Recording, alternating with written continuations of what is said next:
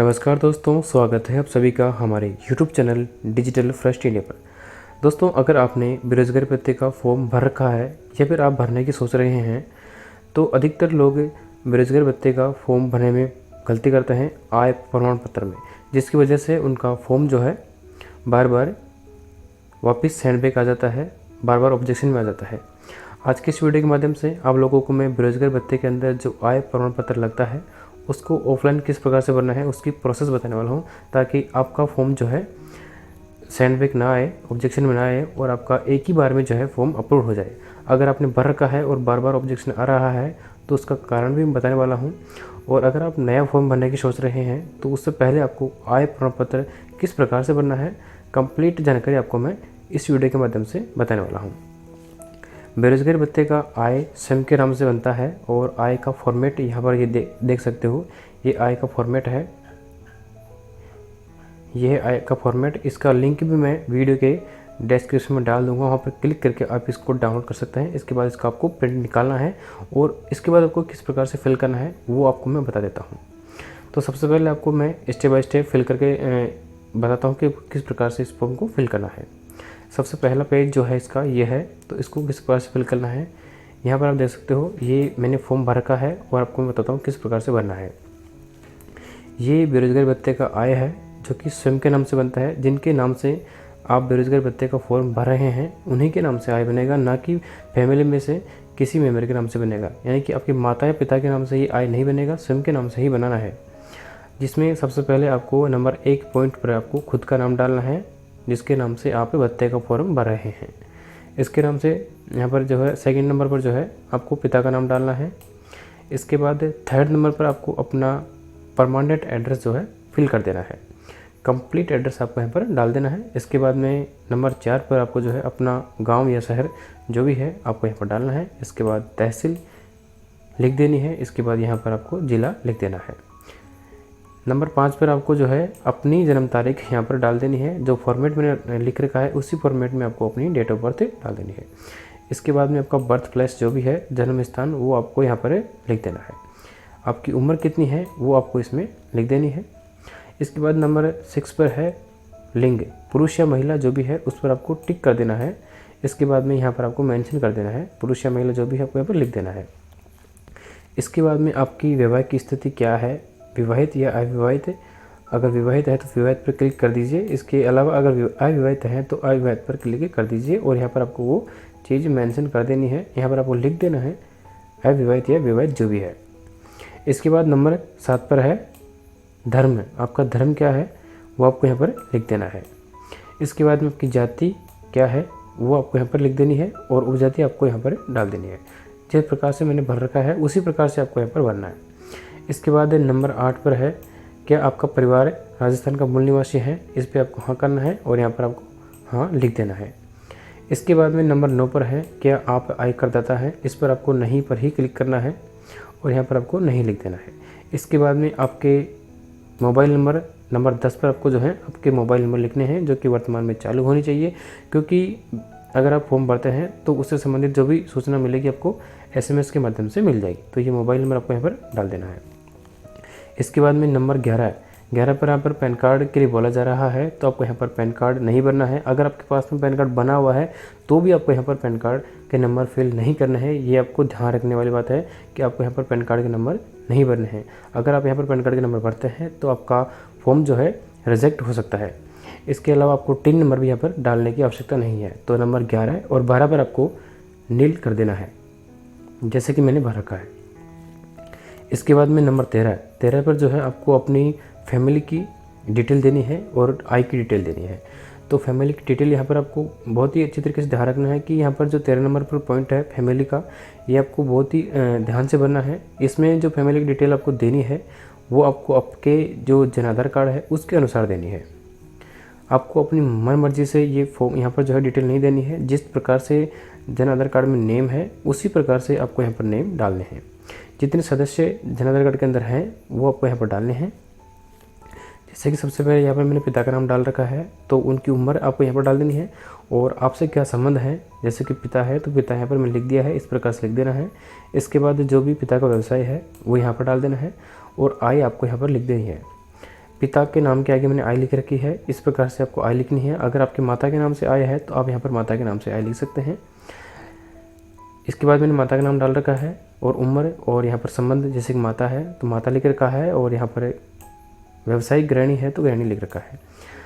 अब यहाँ पर माता की कोई आय नहीं है तो मैंने यहाँ पर नील कर दिया है। इसी प्रकार से आपको करना है। और यहाँ पर जैसे कि जिसका नाम से आप आय का फॉर्म, भत्ते का फॉर्म भर रहे हैं तो उसका नाम भी आपको यहाँ पर डालना है, जैसे कि मैंने यहाँ पर डाल रखा है। जैसे कि मैं इस सदस्य का भत्ते का फॉर्म भर कर रहा हूँ तो यहाँ पर उसका नाम, उम्र और यहाँ पर स्वयं लिख देना है। प्रार्थी संबंधित यानी खुद का ही बना रहे हैं तो यहाँ पर स्वयं डालना है।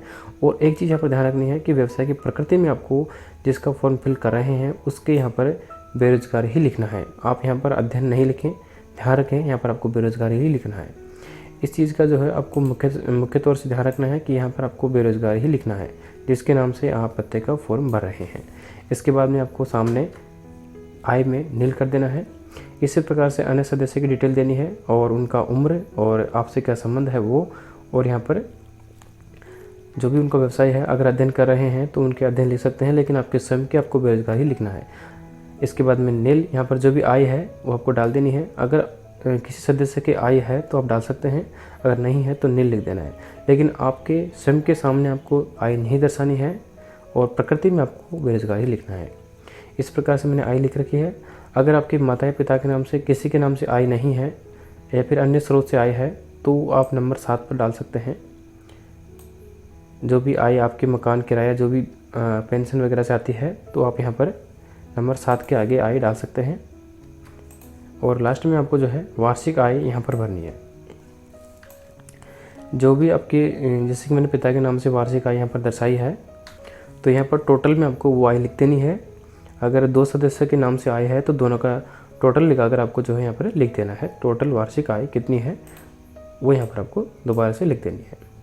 इसके बाद में यहाँ पर आपको प्रार्थी के हस्ताक्षर कराने हैं जिनके नाम से आप आय बना रहे हैं।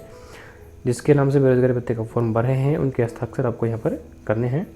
इसके बाद यहाँ पर डेट और स्थान का नाम यहाँ पर डाल देना है।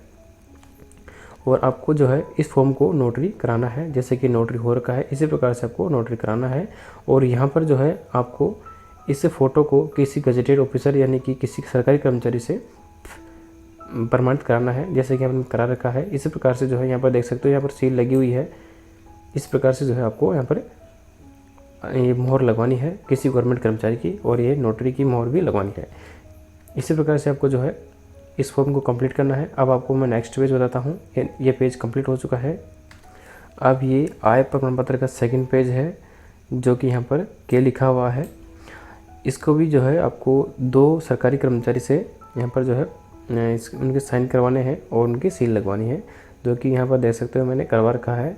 और इस प्रकार से आपको बिल्कुल सही राइटिंग में यहाँ पर लिखना है उनका नाम, पिता का नाम और उनका एड्रेस और उनका विभाग वगैरह, और खुद का नाम और पिता का नाम और एड्रेस यहाँ पर भरना है। और एक चीज़ आपको ध्यान रखनी है कि जो आपने फर्स्ट पेज में आय भरी है वार्षिक आय, वही आपको यहाँ पर फिल करनी है, अलग अलग आपको नहीं करना है। जो वहाँ फर्स्ट पेज में है वही आपको यहाँ पर भरनी है और यहाँ पर आपको सिग्नेचर करवाने हैं। इसके बाद में यहाँ पर आपको आय भरनी है और यहाँ पर आपको सिग्नेचर करवाने हैं और उनके नाम और स्थान यहाँ पर आपको डाल देने हैं। ये सेकंड पेज हो गया है। इसके बाद थर्ड नंबर का पेज है ये पूरा पेज इंग्लिश में है और आपको इंग्लिश में ही भरना है, जिसमें सबसे पहले आपको अपना नेम यहाँ पर फिल कर देना है कैपिटल लेटर में। इसके बाद आपके पिता का नाम आपको यहाँ पर भरना है और आपकी डेट ऑफ बर्थ भी आपको इसमें यहाँ पर भरनी है। इसके बाद आपका रेजिडेंस एड्रेस यानी कि परमानेंट एड्रेस आपको फिल कर देना है। जो भी आपका एड्रेस है वो आपको यहाँ पर डाल देना है। इसके बाद यहाँ पर डिस्ट्रिक्ट का नाम आपको डाल देना है। इसके बाद आपको जो है यहाँ पर आपके अपने सिग्नेचर भी करने हैं, ये चीज़ आपको ध्यान रखनी है। इसके अलावा आपको यहाँ पर आपकी फ़ोटो के ऊपर क्रॉस साइन भी करने हैं। इस पर नहीं हो रखे हैं, लेकिन आपको बता देता हूँ कि इस फ़ोटो के ऊपर आपको जो है क्रॉस सिग्नेचर करने हैं। इसके अलावा इस पेज को भी आपको जो है नोटरी करवाना है। इसके बाद आपको लास्ट पेज आ जाता है ये स्वघोषणा प्रपत्र। इसमें जो है आपको सबसे पहले अपना नाम यहाँ पर लिखना है हिंदी में। इसके बाद यहाँ पर आपको अपने पिता का नाम लिख देना है।